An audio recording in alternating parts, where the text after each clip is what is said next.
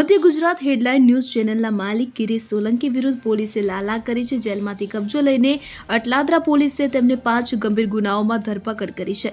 Makarpura જીઆઈડીસીમાં factory ધરાવતા ઉદ્યોગપતિ અનુપસિંહ ઠાકોરની ફરિયાદ પર તપાસ તેજ કરતા કાર્યવાહી કરવામાં આવી, જેમાં ખંડેરી, જીવલેણ, ધમકી અને હથિયારનો ઉપયોગ જેવા આરોપો છે. અનુપસિંહ ઠાકોરની ફરિયાદ મુજબ જીએસટી રેડના નામે સોશિયલ મીડિયા પર બદનામ કરવાની અને મીડિયા ટ્રાયલ ચલાવવાની ધમકી આપીને ગિરીશ સોલંકીએ 5 લાખ રૂપિયાની ખંડણી માંગી હતી. તેમણે ઠાકોરના પુત્રને પોતાની પિસ્તોલ બતાવીને ઉડાવી જઈશું અને મારી નાખીશું જેવી ભયંકર ધમકી પણ આપી.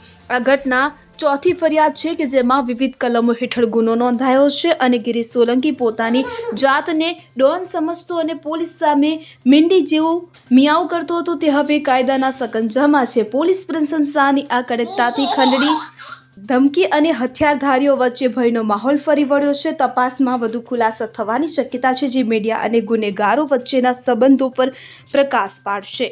હવે જુઓ દેશ દુનિયાની તમામ ખબરો તમારી આંગળીના ટેરવે. ઉઠાવો મોબાઈલ અને ગૂગલ પ્લે સ્ટોર પરથી ડાઉનલોડ કરો અમારી CN24 ન્યૂઝ મોબાઈલ એપ.